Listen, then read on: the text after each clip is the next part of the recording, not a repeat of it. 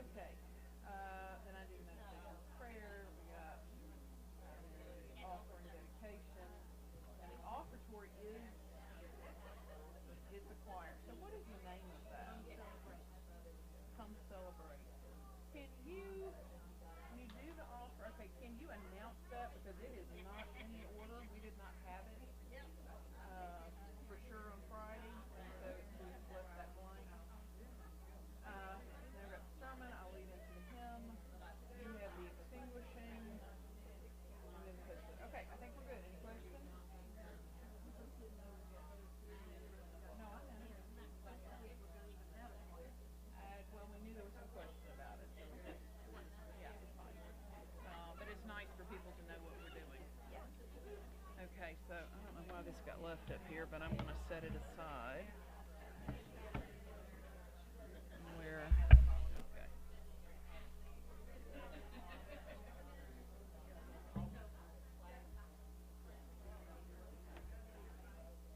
All right, are we ready? So I start. Oh, no, I'm sorry. You do the chime. Yeah. Let's not knock my water over. Goodness, that good. There you go.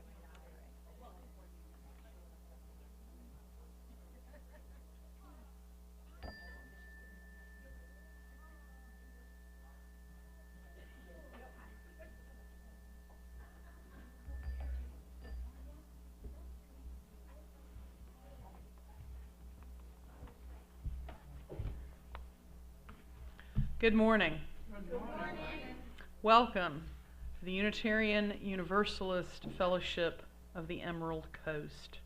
It's so good to see everybody. We offer a special welcome to any first-time visitors that we have this morning. You are so welcome. We're glad to see you. If you haven't had a chance yet, we encourage you to check out our Facebook page and our website. And every person in here with a name tag is a de facto greeter. So after the service, ask questions, and any of these lovely people will be happy to help you. I am Reverend Ruth Van Lillian. I'm honored and privileged to be the minister here, and these beautiful people are my people. This morning, we hope to teach minds, to touch hearts, to challenge spirits and comfort souls. May you find refreshment and restoration in our service.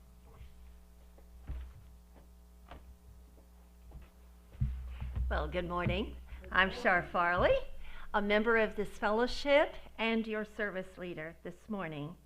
I urge you to take a few minutes to look through your order of service today and take note of some of the announcements that are there. Gil Brown, Gil is not here this morning with us, but he wanted us to announce that he would like the people who are working on the playground equipment putting together to get in touch with him.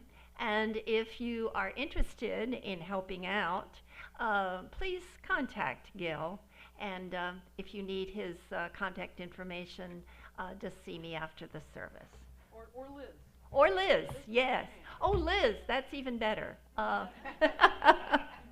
She's our director of education, and so she has all of those names. So please help. It's coming together really nicely. And now our prelude will take us into our service.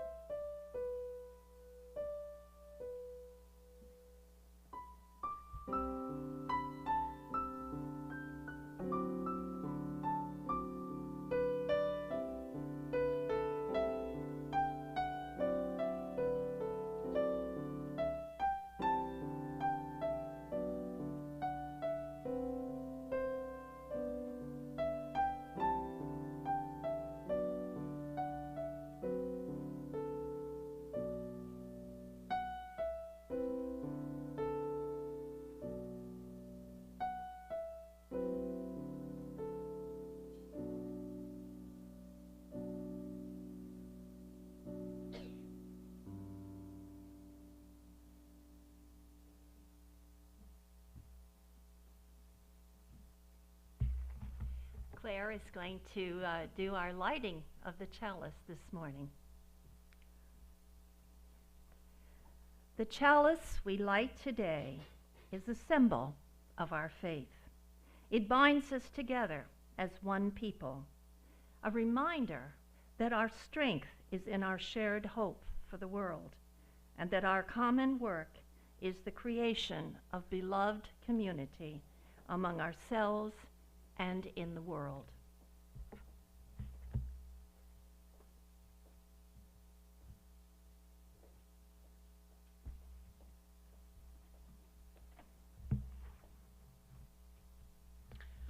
This morning is our Stewardship Sunday. We are launching our campaign, and it is a very exciting time in our congregation. So to begin, we are going to express gratitude with our opening hymn. If you would take your teal hymnal, and if you can't find a teal hymnal, raise your hand and someone will help you find a teal hymnal. All right, let's turn to 1010. You can also look at the words up here behind me. We're going to sing it through twice. As you are able, I invite you to stand.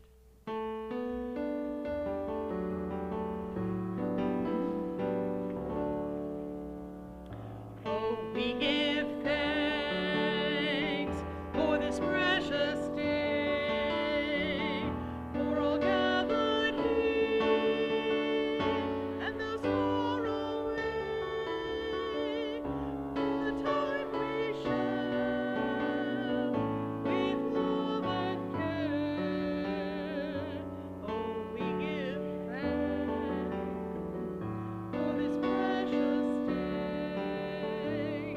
Oh, we give thanks for this precious day, for all gathered here, and those far away, for the time we share with love and care.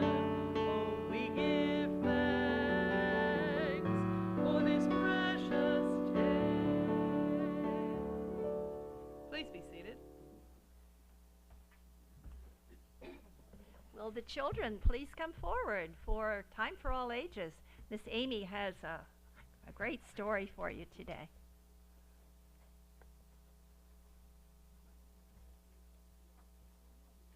We all squash up, or let's get the cushions, one or the other.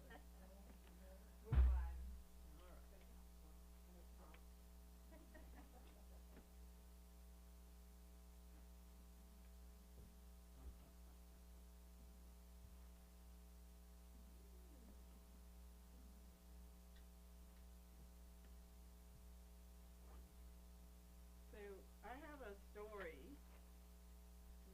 I'm going to talk in the microphone. Whoops.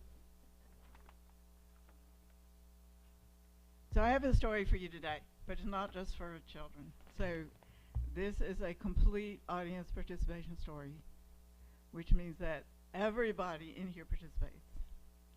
And if nobody knows the story of Esther, and if you've never heard this story read, then you're in for a treat, because it's really fun.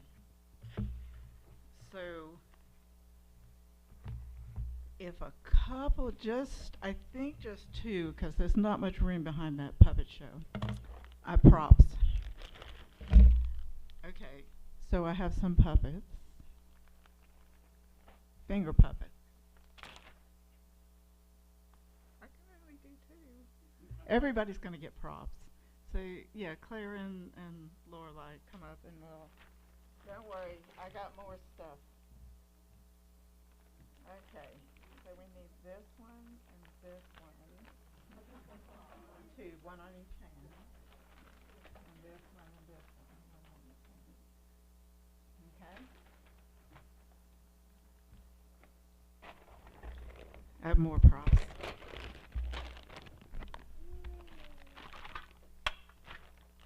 So in case you're wondering, because I've been around Unitarian Universalists a long time now, and I know somebody's going to ask me what that Hebrew says across the top. Okay? So I asked I asked my personal family consultant, and she says it says Theater of Fingers for Purim, which means it's basically a finger puppet theater. Okay, so this holiday, it's Jewish holiday. It's really starts at sundown Tuesday and goes through sundown Wednesday. It's called Purim. It's not a religious holiday, as like where you have to be serious. It is the most fun holiday, and it tells the story of Esther in the Bible. And one of the interesting things about the story is that it's a story of a miracle that happens because of people doing the right thing, not because anything having to do with God or a spirit. You know, it's just people. And I know the kids, we've been learning about our moral compass and when we know it's the right thing to do something, and this is kind of that kind of story. Okay? So I'm going to hand out these noisemakers. But, Samuel, you only make the noise when I tell you to.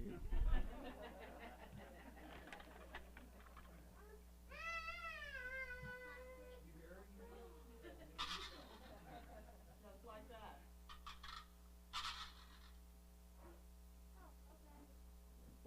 Go around and get one to each kid. And then however many adults can have one too. Yeah, they're all the same. Then they know it. Don't do it now, don't do it now.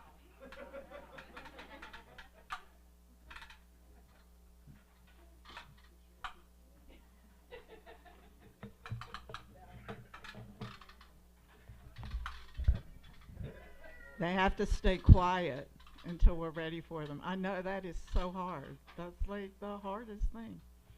So the next thing I'm going to show you is my book. This is the book that has the story in it. And I want you to notice something about this book. Can you see anything funny about this book?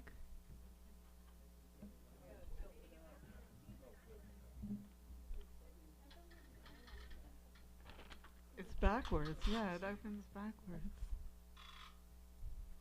See? Our books would go like this way, right? Okay, that's because it's written in Hebrew, and Hebrew is read the other way, from right to left. Like who? Manga is backwards? Oh, Japanese. Okay. Yeah. So, yeah, so it's written back. Yeah?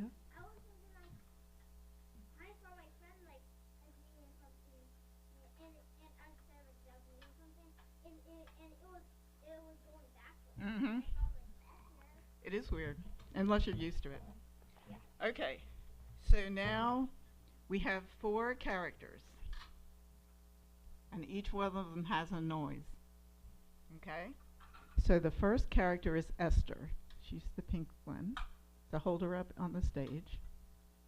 And every time when I'm reading the story and I say Esther, all of you say, ah. Because she's so pretty, okay? So if I say Esther, okay. And the next person is Mordecai, and he's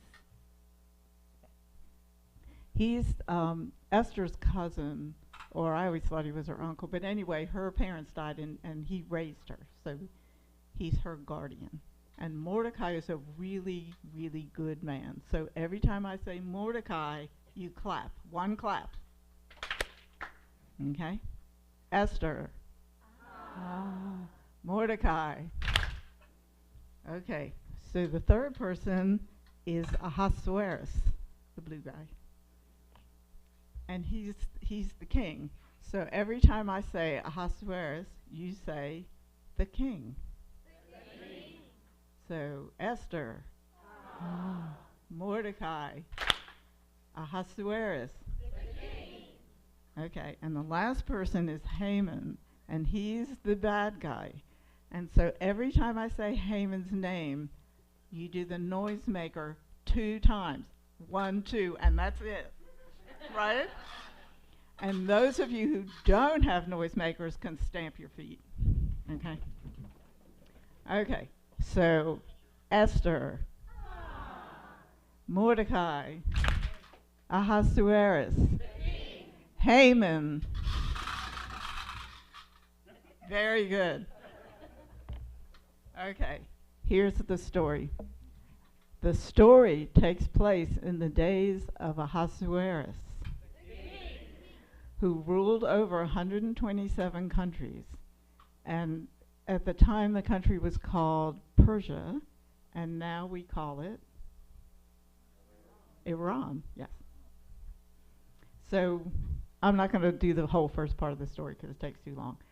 But it came to pass that Ahasuerus needed a new queen. So Ahasuerus, you have to pay attention, sent out a call to his whole kingdom for all the beautiful young women to be brought to the capital so he could pick a new queen. There lived in Shushan, the capital, a beautiful young lady named Hadassah, or Esther. Esther was taken to the palace with all the other beautiful young women. But her cousin Mordecai, who had raised her as his own child, warned her not to tell anyone in the palace that she was Jewish. Things hadn't been going badly lately, but there was a lot of anti-Semitism around. So Esther went to the palace. Every day, Mordecai walked by the palace to find out how Esther was doing. For a whole year, the girls lived at the palace and were taken before Ahasuerus, one at a time. Finally, it was Esther's turn.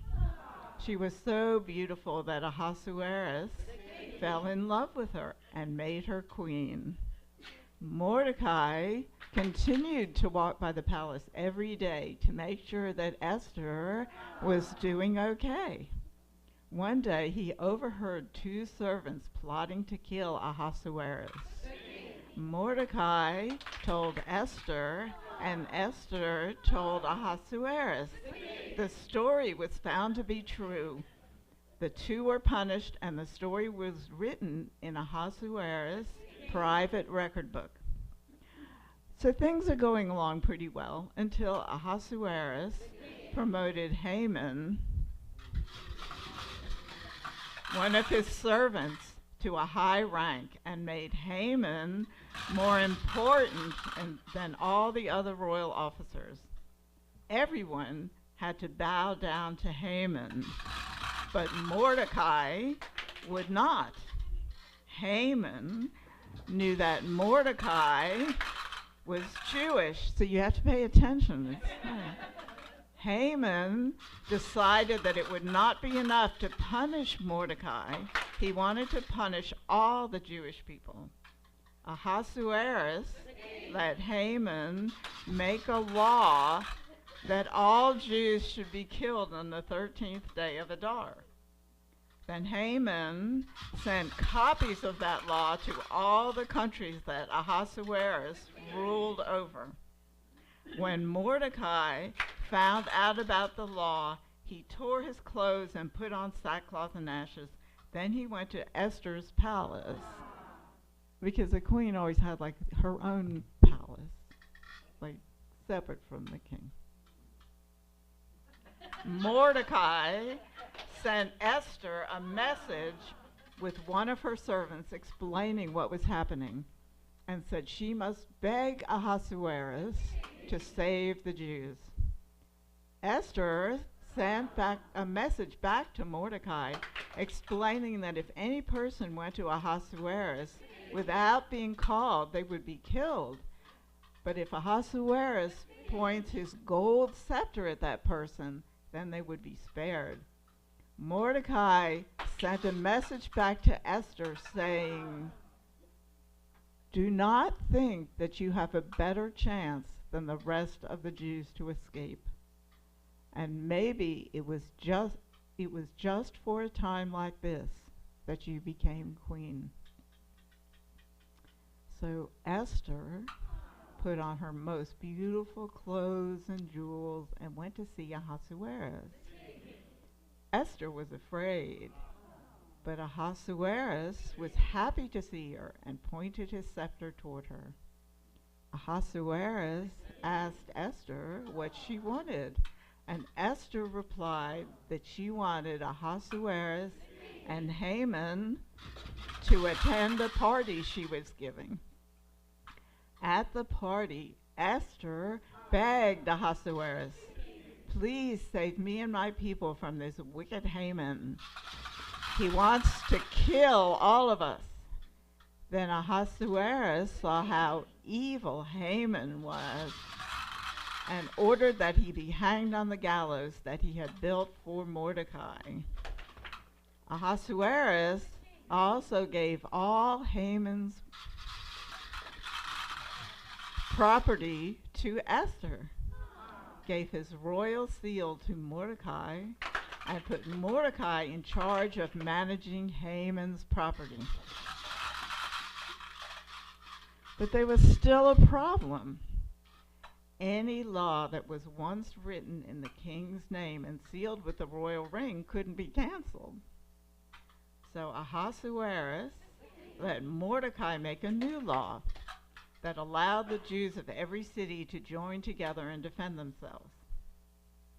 After this, Ahasuerus dressed Mordecai like a king, and the Jews in Shushan became very well respected. Mordecai wrote down everything that had happened and sent letters to all the Jews in all the countries of Ahasuerus. He told them to celebrate every year on the 14th and 15th days of Adar. That was the month that had been changed for them from sorrow to gladness and from sadness to a holiday. They should celebrate as days of feasting and gladness, and of sending food to their friends and gifts to the poor.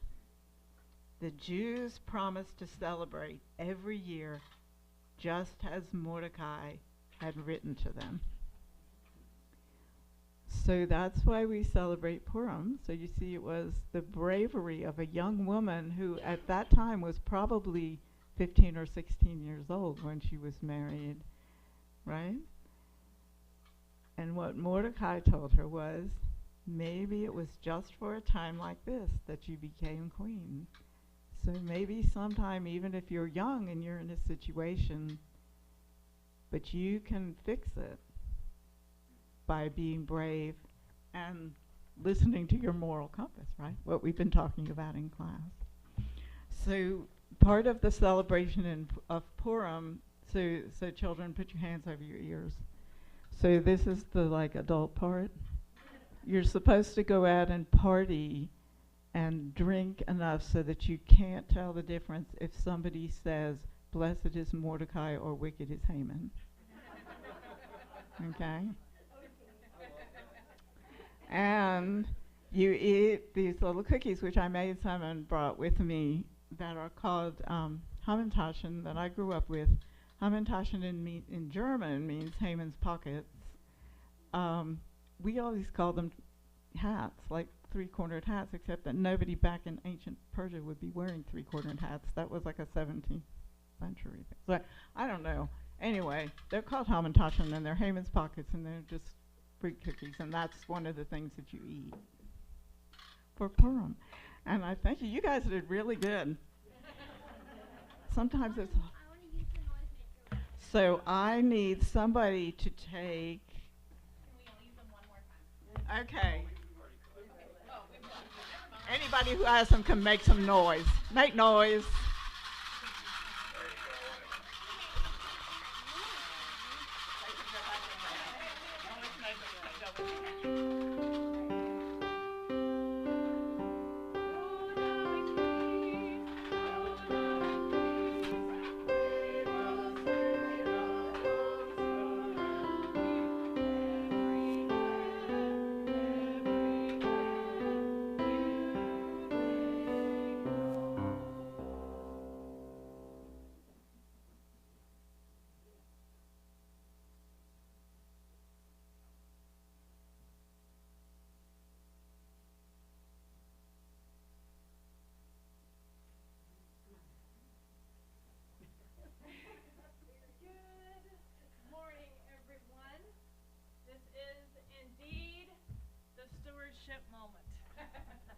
I am your wonderful president. You love me so much, don't you? Yes. All right, so, I do want to thank everyone who has pledged in the past for pledging, because you helped bring this together. We have kick-started, post-pandemic, and able to, show our gratitude, have the fun and the fellowship back again at UUFEC. So thank y'all so much for participating, and we're hoping to kick it off again. And the reasons why we want to do this is for gratitude, and to help do what we dream of doing here at UUFEC. We want to increase our fellowship events. We want to add social justice back to the agenda now that we can all socialize and interact with the community again. And we want to continue to expand our RE program. And all of this, of course, does cost money. So we need that help from our members to do that. And why do we want to do this? And the reason why is for gratitude. Gratitude. And so I want to share why I am so thankful and count some of the many ways I am thankful for UUFEC being here. Over my life, I've worn a lot of different hats. I've worn my Air Force hat. I've worn all my little handkerchiefs for hiking and doing work and so on and so forth. And today I wear the St. Patty's Day hat to help inspire folks to see what I see with UUFEC, with the Unitarian Universalists. And one of them is an event when I didn't have a hat on my head. And it was a pretty solemn time in my life. At the time, I was in UU for maybe 2 or 3 years, and I had a work community, and I do have my family, but my community is here, and when I needed my community to surround me, I had it. Many years ago, I was in a relationship that turned emotionally and financially abusive, and I was stuck in a position where I had agreed to try and make a life together with this person, and the home that I had been rented out, and on my honor, I'm not going to just boot someone else out again, but the financial situation suddenly became unaffordable and untenable now that I was stuck in that position. And without getting too much into the details, the individual began to say, well, you should ask your family. I know your family's got money. You ask them for money. And so I realized that I was getting groomed to take from anyone I could beg money from to give to this person.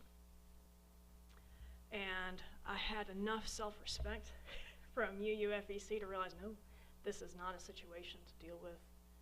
And I came to UU and I said, I'm in a pickle. I'm a grown woman, and I'm sad, and I'm distraught from this position, but I do need tangible community help. What can we do? And a lady within the church said, well, you know what? I think I've got a situation here that would really help.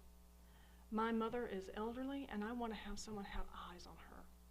Would you live with my mother for a nominal amount of money and watch her, take care of her yard, do this, do some housework for her, and do that kind of work? Is that something that you could do for our community and for me? And I said, yes, I can. And that would not have happened if I did not have my community here at UUFEC.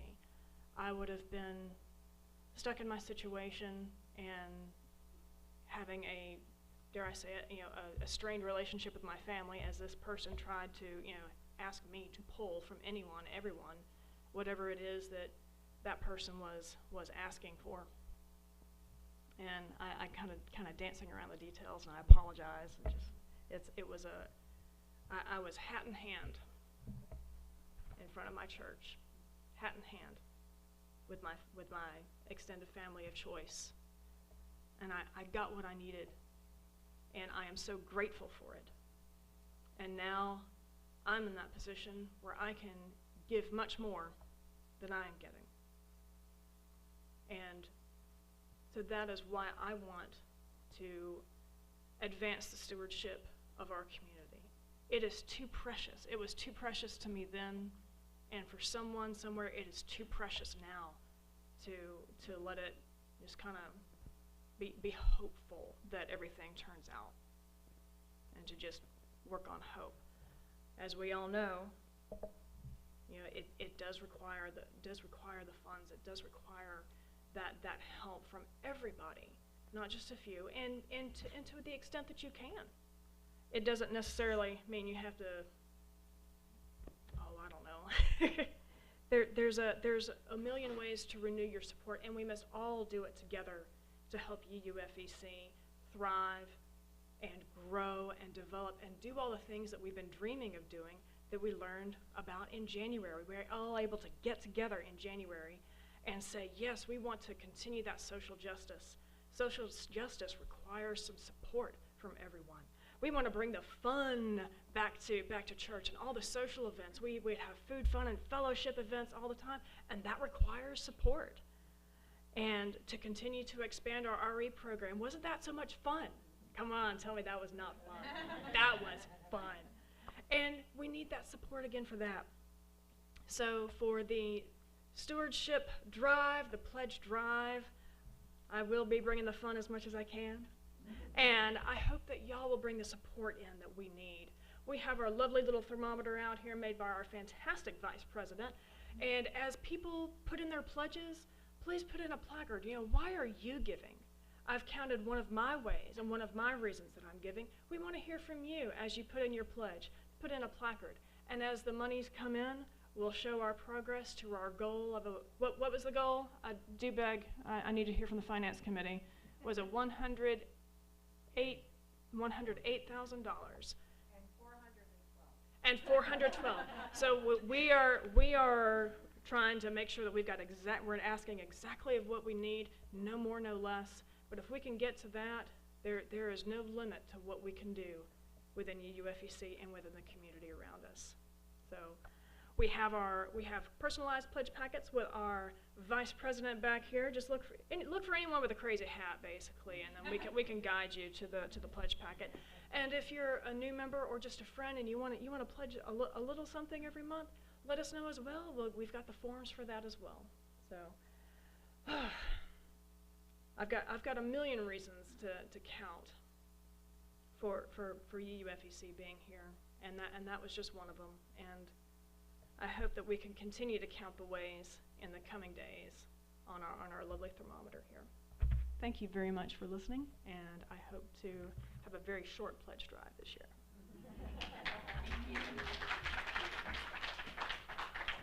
Thank you, Marion. That was very inspirational. Now it's time for sharing our joys and concerns. You're invited to briefly express a joy, a concern, or an important milestone that you're experiencing in your life. And just state your name and put a pebble in the bowl for each of your concerns.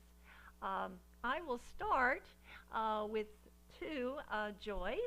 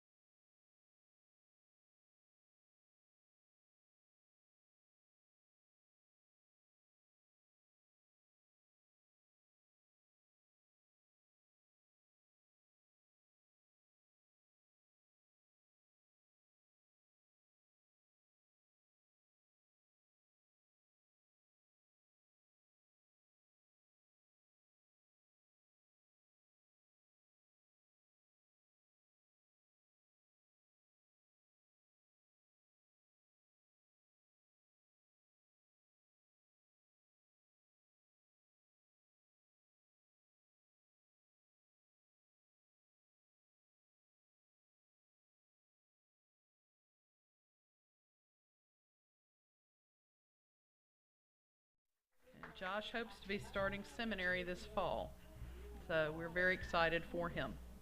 And now you can ask him to do even more while he's here. Let's spend just a few moments of silence together. Let's breathe, remembering that the very air we breathe connects us with all living creatures. And I'll close this with a few words.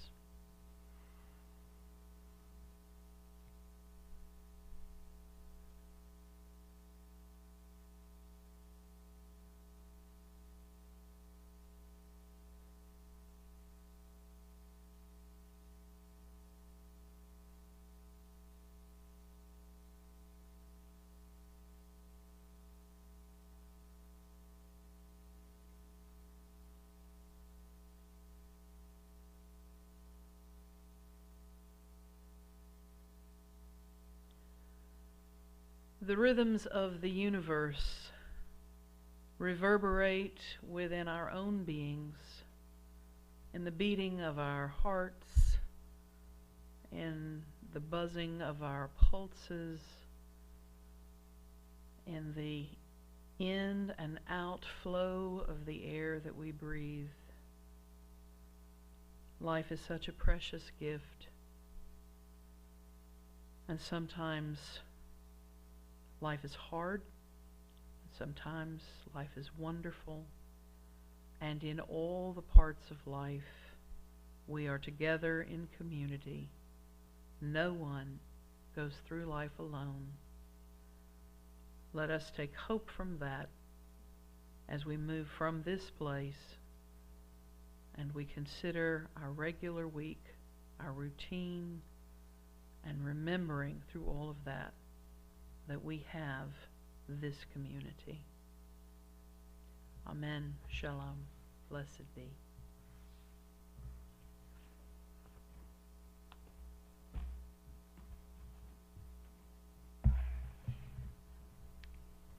We have a tradition in this fellowship to split the plates donations with a designated charitable organization.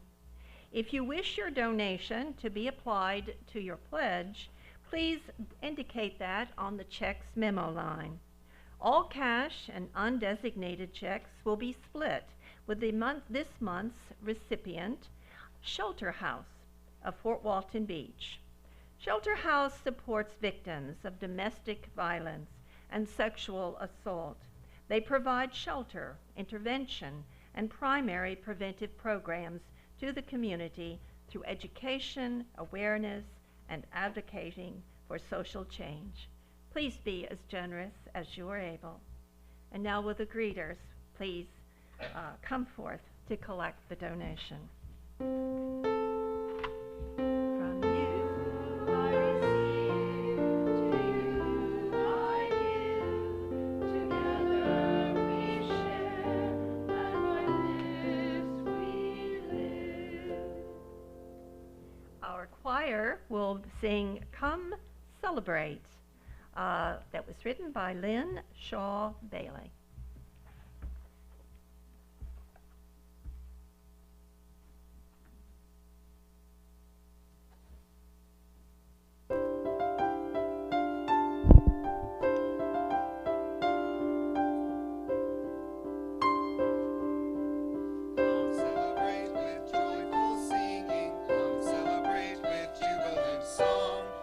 Celebrate the joy we're living, celebrate the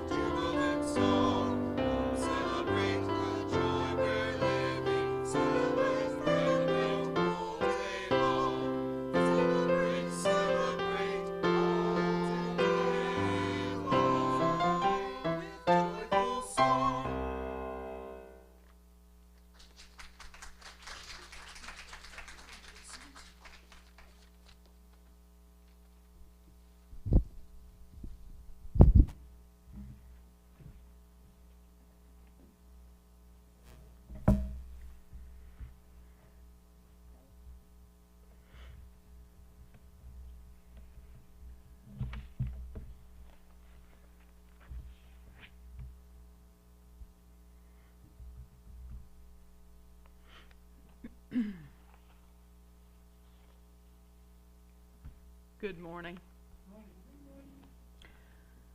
Stewardship is a very serious subject, which we must all endure, no matter how onerous or discouraging. I have written a long, tedious sermon that benefits the solemnity of Stewardship Sunday, and I hope you will try to stay awake and pay attention and not play games on your phones while I explain in painful detail all the many facets of stewardship and why we should love it even though it scares us and we'd rather go home and clean out our gutters and downspouts than have to sit here and listen to a preacher drone on and on about why we should give our money to our fellowship and... wait a minute. That can't be right. Oh, sorry, old Methodist sermon.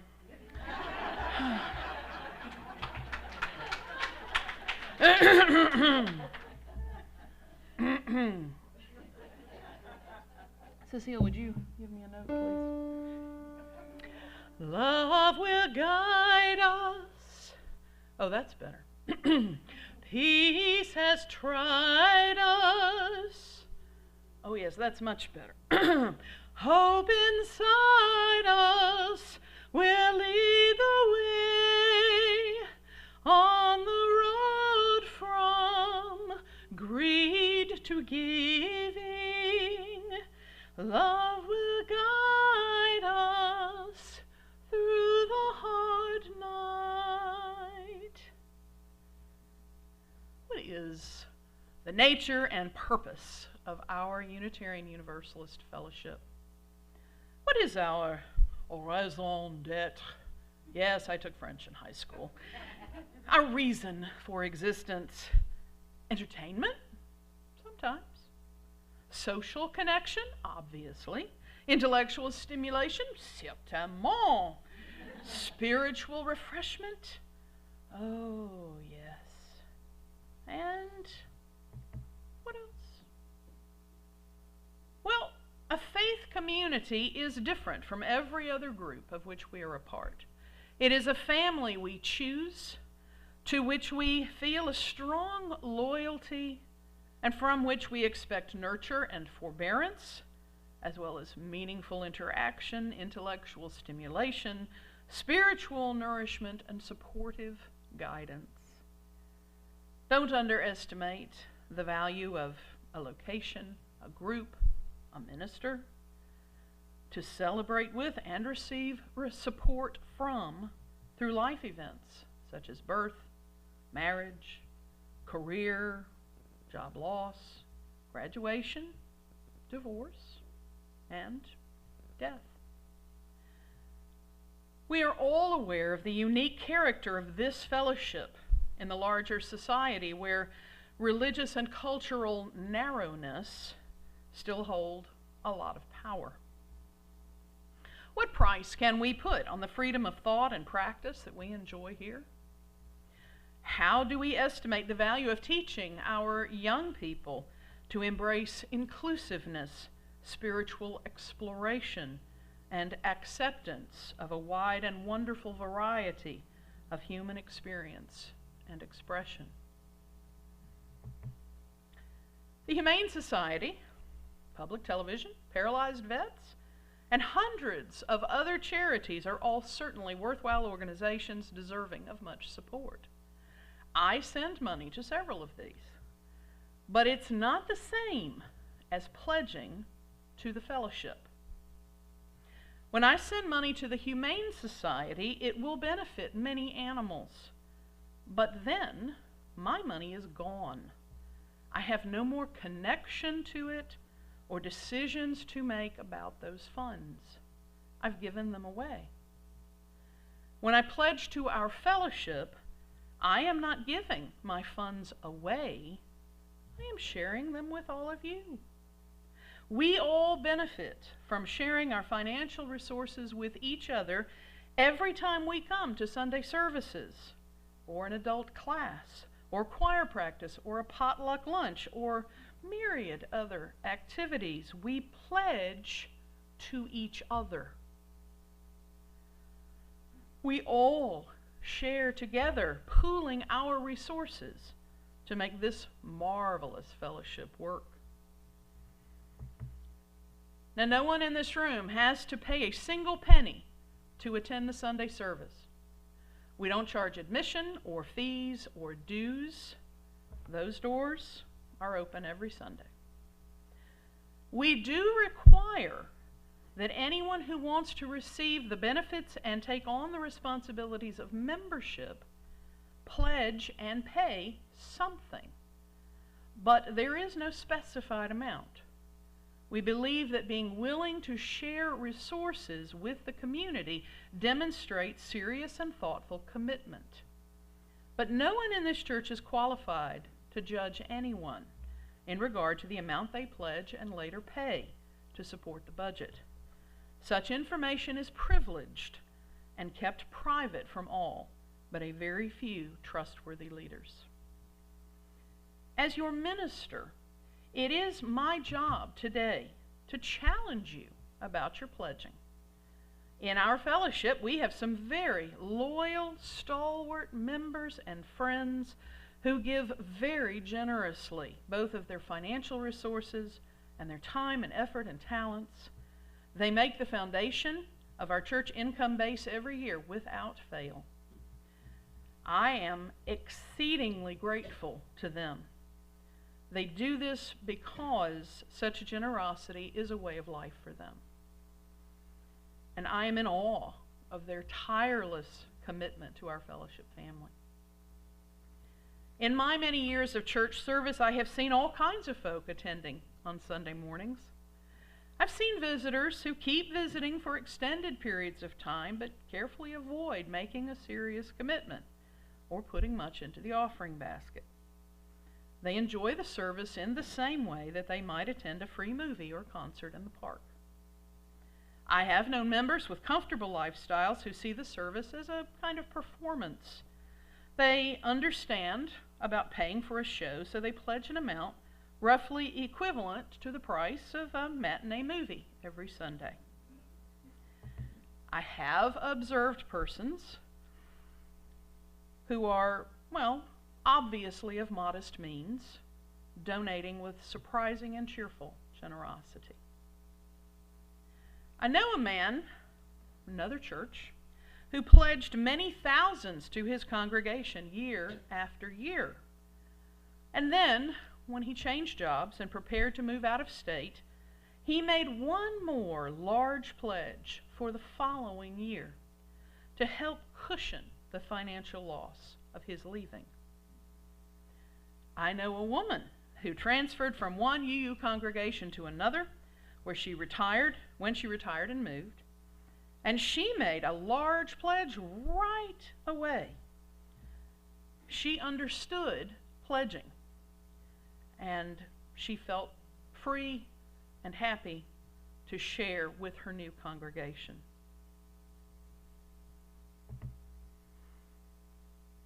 We pledge to each other, and I'll keep saying it over and over. Each pledge is significant regardless of the amount.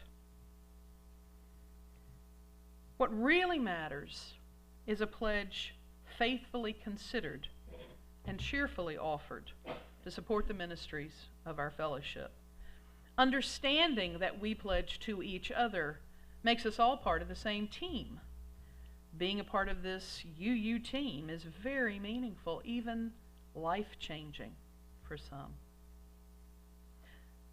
Some years ago, I officiated at the wedding of a lovely young woman named Christy and her fiancé, Ben. And not long after they were married, Ben was diagnosed with an aggressive form of brain cancer. And just after their first anniversary, he died. The stewardship committee felt that it would be pushy and unfeeling to expect her to pledge just a couple of months after such a loss, and they decided to leave her off of the stewardship list. When the stewardship campaign was ended, she came to see me, very distraught. Why had she been left out? Didn't her membership still count? Didn't she still have a place in the church when she was trying to get back on her feet as a single person after such heartbreak? She felt betrayed by her church community. Didn't they know she was still committed to the mission? Did they think she was incapable of pledging just because her husband had died? I immediately retrieved a spare stewardship packet and placed it in her hands with my apologies. She was absolutely correct. We had no right to take away her opportunity to participate in such a vital part of church life. She was part of the team, and we left her on the bench. We were wrong to deny her the chance to practice generosity to support a cause that she so believed in, the mission of her congregation. And I was inspired by her courageous demand for her right to be included in her team through stewardship. Stewardship is part of the covenant relationship we all share. To see stewardship as merely a necessary burden we must endure or a bill that we must pay is to do a grave disservice to the covenantal nature of our fellowship community. When we join the congregation, we sign the membership book, we make a promise to one another to support the ministry we do together with every resource at our disposal. We don't pledge to the Board of Trustees or the Finance Committee. We don't pledge to the minister. We don't pledge to the Unitarian Universalist Association. We pledge to each other. Say it with me. We pledge to each other. Certainly, we will not all be able to give the same amount, but we can all give generously from what we have. And don't come complaining to me about how you give so much to other organizations that you don't have much left to give your fellowship. I support several charities also, but my congregation is on the top of my list. In fact, it's not even on the same list. This fellowship is not a charity. It's our community, our tribe, our family of choice. Make it your giving priority and give the lion's share of your financial donations to your fellowship.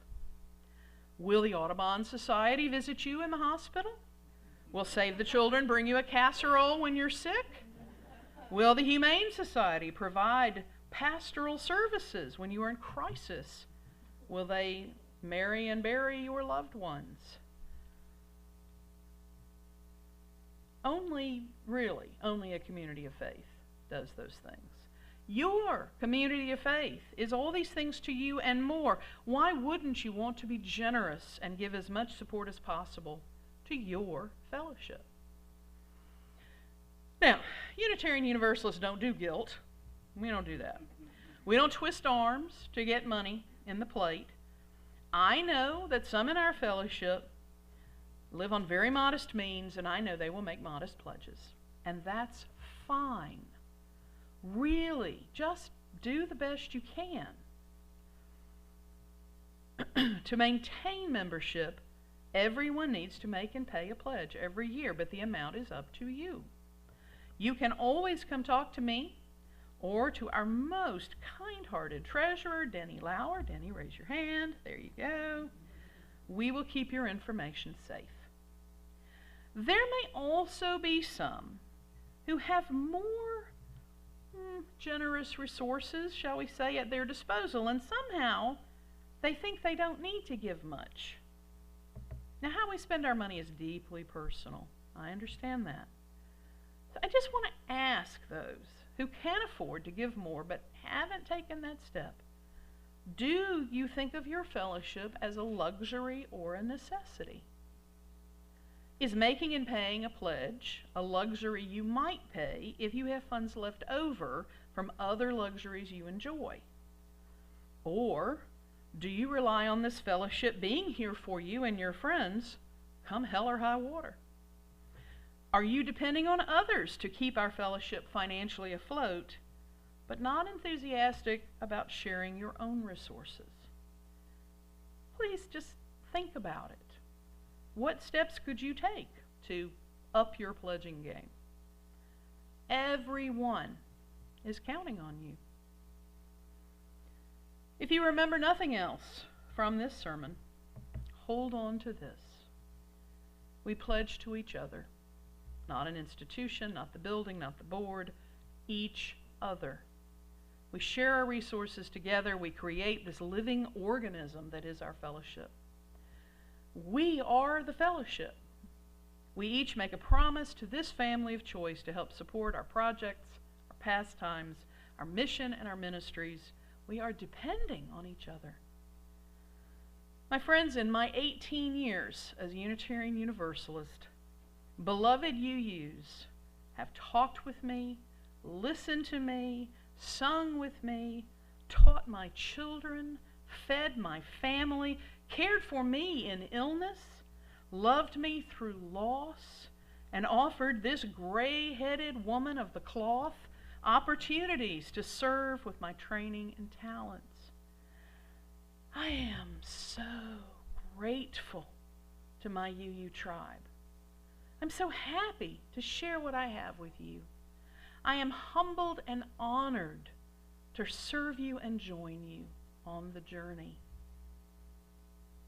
Don't forget to read through the materials in your packet and thoughtfully consider what your pledge will be. Practice generosity. Make this fellowship your priority. Remember that everyone is counting on you. We are all blessed with many resources. Let us joyfully share with each other as best we can. Practice generosity and pledge to each other. Amen. Shalom. Blessed be.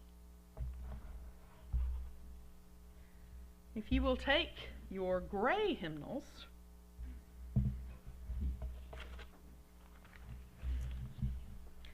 we will sing Love Will Guide Us. Let's sing 2 verses if you're looking in the hymnal. The 3rd verse is a repeat of the 1st verse. So let's just sing verses 1 and 2. It's 131 in the gray hymnal, and also the words will be up here behind me. As you are able, I invite you to stand.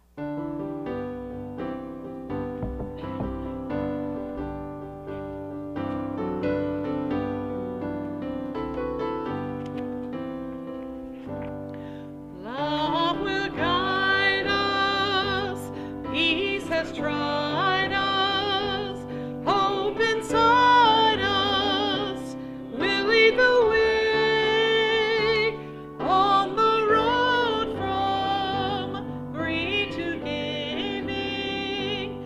Hope inside us through the hard night. If you cannot sing like angels, if you cannot speak before thousands, you can give from deep within you. You can change the world with your love. Please be seated.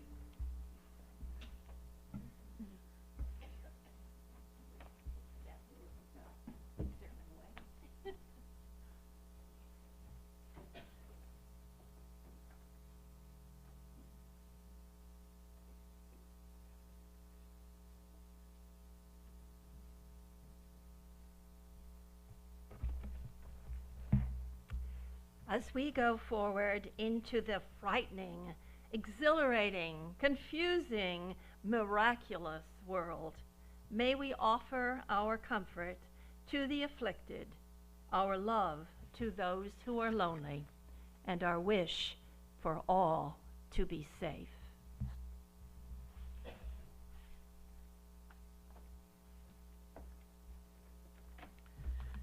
Siblings and kindred, what a joy to be a part of this group. Let us give our very best to keep it going strong. Don't forget to pick up your stewardship packet today from somebody in a green hat, because remember, we know where you live. Let us go in peace after the postlude.